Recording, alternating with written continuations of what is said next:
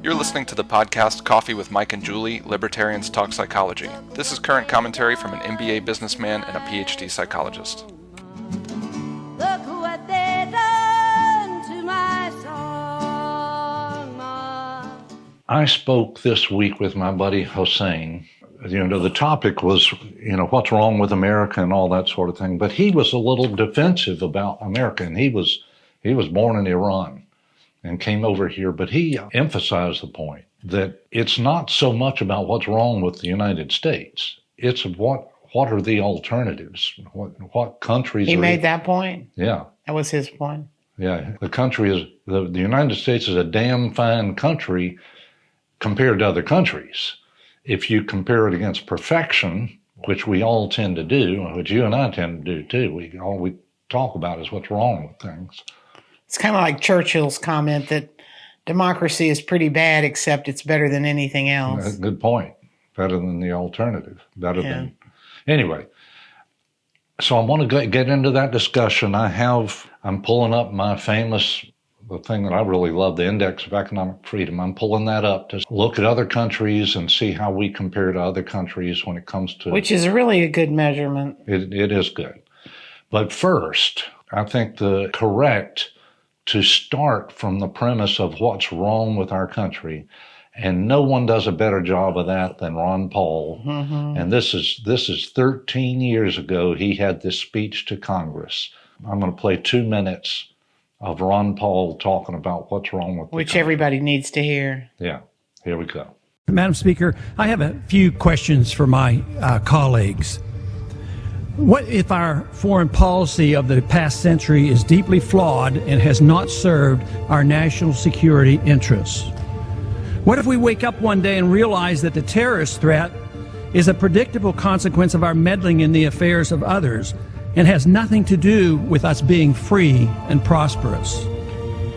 What if propping up repressive regimes in the Middle East endangers both the United States and Israel? What if occupying countries like Iraq and Afghanistan and bombing Pakistan is directly related to the hatred directed toward us? What if someday it dawns on us that losing over 5,000 American military personnel in the Middle East since 9/11 is not a fair trade-off for the loss of nearly 3,000 American citizens, no matter how many Iraqi, Pakistani, and Afghan people are killed or displaced? What if we finally decide that torture, even if called enhanced interrogation technique, is self-destructive and produces no useful information, and that contracting it out to a third world nation is just as evil? What if it is finally realized that war and military spending is always destructive to the economy? What if all wartime spending is paid for through the deceitful and evil process of inflating and borrowing? What if we finally see that wartime conditions always undermine personal liberty? What if conservatives who preach small government wake up and realize that our interventionist foreign policy provides the greatest incentive to expand the government? What if conservatives understood once again that their only logical position is to reject military intervention and managing an empire throughout the world? What if the American people woke up and understood that the official reasons for going to war are almost always based on lies and promoted by war propaganda in order to serve special interests? So how'd you like that? I love it for 2 reasons. One is the content is very dramatic, but the delivery of the what if statement, and I'm kind of catching up with you this morning. I slept really late. I'm just waking up, but I love the mechanism for presenting an idea in a what-if statement. I'm going to try to use that. It makes your mind twist around in a good way. It makes you rethink the topic. Yeah. What if your thinking is all screwed up about this, and what if this other theory is the real thing? And so for some reason, when you couch it that way, you tend to be more open. Yeah. For some reason. We walk around in lockstep with these groupthink ideas and we don't question them. So it makes you question it. I love the technique. One thing that I find powerful about this particular dialogue is this: he did this 13 years ago, and he could have done this yesterday. Yeah. This is chronic. These are chronic chronic. problems that we have in this country. And now I'm going to transition into Hussein's topic, which is this is chronic problems that every government has. The United States is a very big and successful government, so we can abuse our power even more than other smaller countries. Yeah. But every one of those things he mentioned is still relevant today, 13 years later. Well, with the Ukraine war, it's very relevant. We're funding a war without declaring war. And I mean, God, it's hard to believe that we're doing the right thing, because I don't think Ukraine is any better off. Well, that last comment where I chose to end it, where he's talking about feeding the military industrial complex, lie, cheat, and steal in order to feed the industrial complex. I mean, that's powerful stuff. Yeah.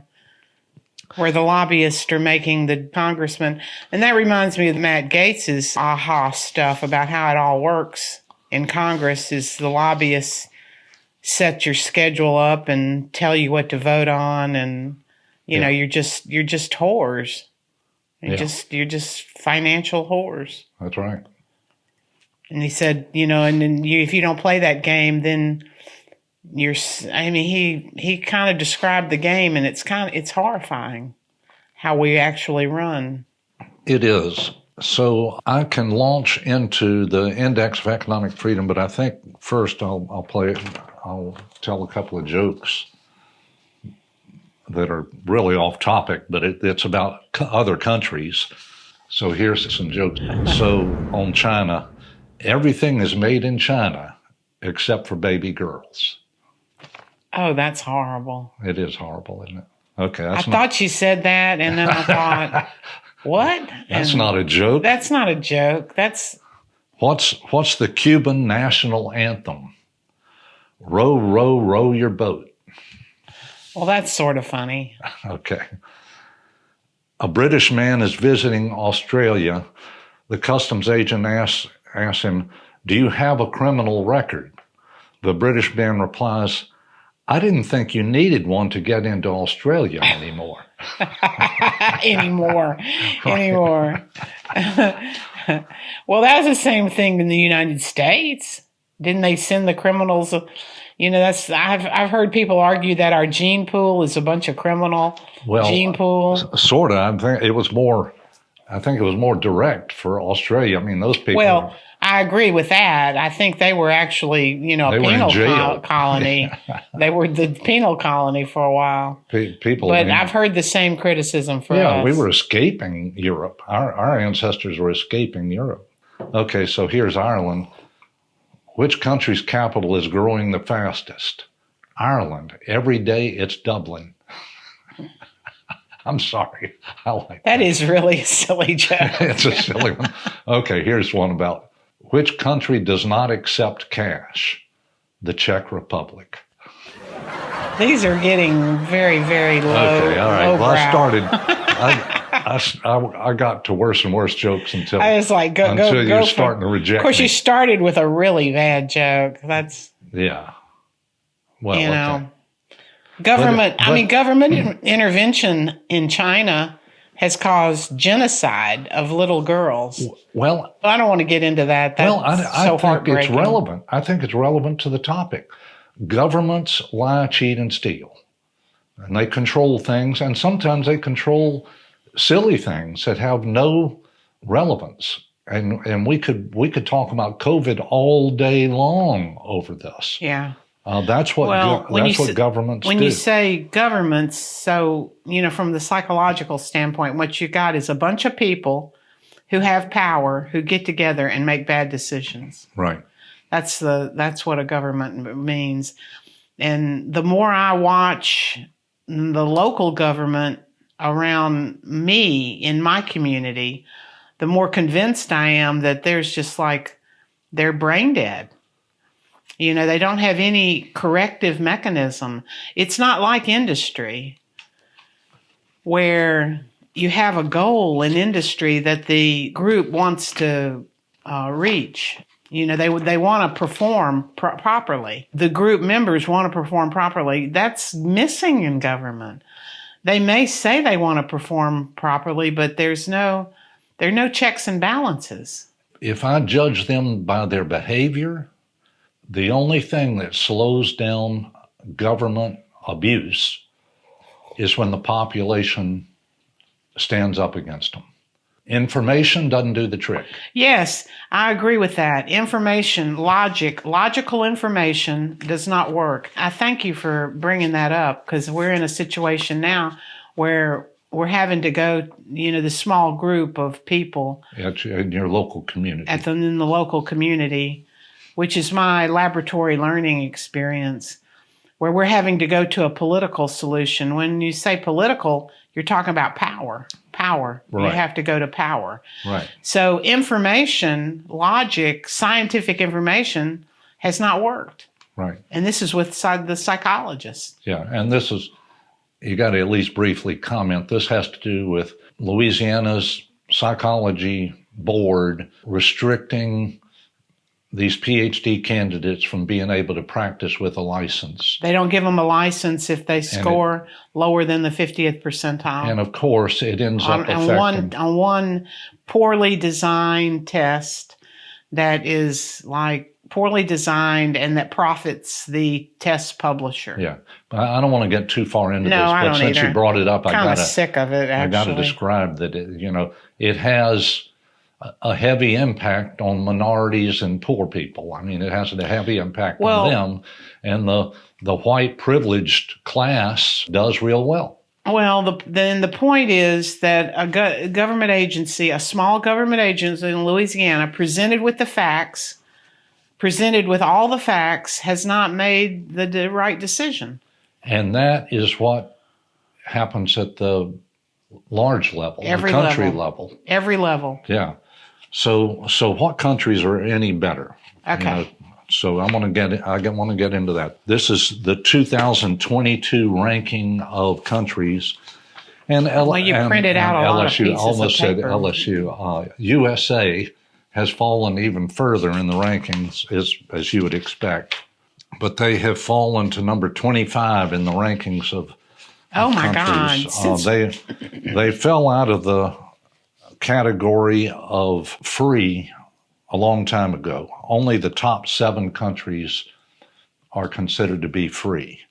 The United States is, down to country 25 is really way down there. 25 is pretty down there. Here are the countries that are more free than the United States. Now, free of the English-speaking countries in the top 7, Ireland and New Zealand are in the top 7. So that's worth knowing, that they are significantly... We're going to move to Ireland. Yeah, they're significantly more free than the rest. But here are countries that are more free than the United States.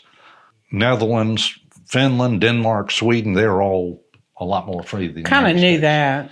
Well, I don't know it because the socialists keep pointing at that little group of countries, because those countries have a little segment of their economy that's heavily controlled.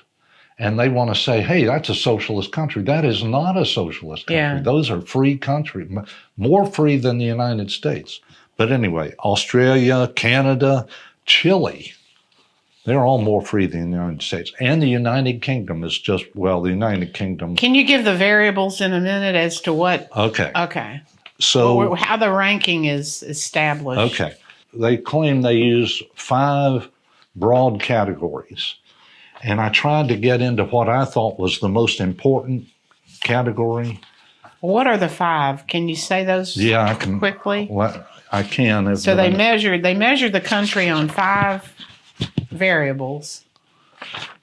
But let me say, I tried to pick the one that I thought was the most important one, because I wanted to talk about that, which I thought was property rights. They list property rights as one of the 5 general categories, and I'm going to tell you the 5, but once I looked at it, I realized that the ranking is heavily weighted to property rights, and all the other categories are heavily weighted to property rights. But it's Oh, that's interesting. property rights, judicial effectiveness, government integrity, government size, tax burden, government spending, fiscal health, regulatory efficiency, business freedom. I think that's it. Is that 5? Sounds Labor like more freedom. than 5. Well, there are 5 major categories. They're getting into subcategory, monetary freedom. But so anyway, they have a lot of criteria that they Yeah. use. But from what I can tell, the major, heavily weighted one Property rights. Property rights. So- which I agree with. So that's the most, to me, that's the most. You have the right to important one. own stuff. So when I look, Well, that makes sense. yeah, it does make sense. And so when I look at that, oh, and by the way, you know these countries that are better than the United States. Let me go ahead and comment on some big countries like Japan is number 35, U.S. is 25, France is 52, Mexico is 67. All kind of interesting. Russia is number 113. China is number 158.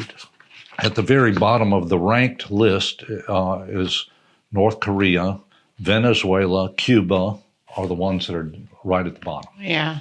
which is understandable. But when I looked at property rights, just to try to distinguish, and I guess it's worth noting that Hong Kong has always been, since they've been doing this ranking, Hong Kong has always been the freest country. Singapore goes real high. Taiwan is real high. All those do Those real are well. up at the top. Yeah. But when it comes to property rights, there are a bunch of countries that do well on property rights. Australia, Canada, Chile. Well, no, I'm sorry. Chile is not. I got that wrong. Well, you got a scale. Denmark, Germany is decent on property rights. Ireland is excellent on property rights. South Korea is a surprisingly free country.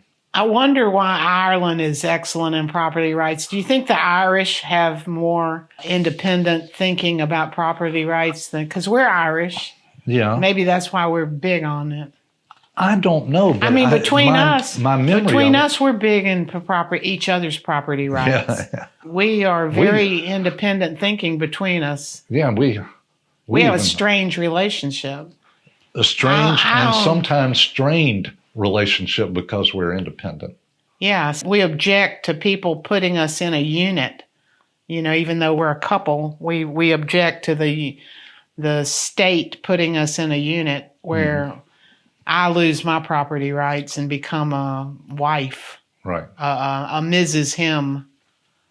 I've always objected to that. Yeah, I guess so, especially when they distort Social Security laws and all that sort of thing. Oh yeah, the whole thing is against women. Yeah, but this thing about different countries and this thing about Ireland, I think my memory of it is that Ireland did about 10 years ago did a real turnaround in their country about freedom laws that had to do with freedom. We need to look at that. Yeah, that would be good. Because that's unusual. Governments usually do not go back toward more freedom. Usually they go toward less freedom. Well, that's a very good point. So I really, as far as being organized about things you to looked say, organized, but you know, I have a lot of papers here, but I don't need to get into any more of it. That is my point, is that I do think Hosseин's point is very good, that we shouldn't be obsessing about what's wrong with our country without also talking about comparing our country to other countries. I mean, we do pretty damn good, even at number 25. I disagree. I think 25, we've dropped below. You know, we now have a D. We need at least a C or a B minus score. I wanted to ask you to talk about the variables and how they're rated again. Your assessment is that if you look at all these different variables, the major variable is property rights. That's what it looks like. That's what it looks like to you. Yeah. And so we've dropped in property rights. So how would you describe like why we've dropped? I mean, what's happened where property rights? Well, I'm not prepared to answer that question. Okay. I haven't. How many variables? They have 5 major variables, and how many sub variables do they have? Do you think? You're going to have to look it up in Wikipedia. Okay. I just looked at enough of it to satisfy myself about it. But so your assessment, though, is the ones that score higher than us, particularly like the top ones, they are very, very keen on people's property rights. Right. Well, it would make sense that the more you protect an individual's economic property rights, the less government can get that person. That's right. Government grows like a blob. And if the government decides that the individual doesn't have a certain boundary or right, then the government's going to eat the individual. It's going to consume the individual, like in the people that score, the countries that score at the bottom. The group consumes the individual rather than the individual coexists with the group. And there is some criticism out there about the Index of Economic Freedom, but it's pretty weak. I was looking at it. It was not very significant, especially when you consider some of the research we've seen about the Index of Economic Freedom compared against country productivity and country quality of life and all that sort of thing. It seems to be a very good measure. A good correlation. A good correlation and a very good thing to shoot for to improve the quality of life of the people in your country. Well, it makes sense that those other 2 variables would be high and correlated with economic freedom, because when a person has, let's just say they have property rights and economic freedom, they're going to make the best decisions for themselves. Mm-hmm. So their quality of life and their productivity is going to be higher because they have more power over their own decision making. Right. I mean, it makes logical sense from psychological theory. Yeah. So I'm going to go ahead and conclude. It's a little early, but I do think it's worth. Well, I would add one thing before you conclude. If Okay. you have this thing that we touched into is how women give up their property rights when they get married. Ooh, that is another women. topic. It's been a lifelong challenge for me. I remember going into Sears after we got married. I went into Sears. This was like before are they still in business? I don't think Sears. Anyway. And I was applying for a credit card, and they said, well, you have to have your husband sign. And I said, I haven't ever had my husband sign, on anything. I'm a doctor. I'm Dr. Julie Nelson. I can't remember if I had my doctorate then. And they said, well, you still have to have him sign. I said, well, then you can take this credit card and shove it up your ass.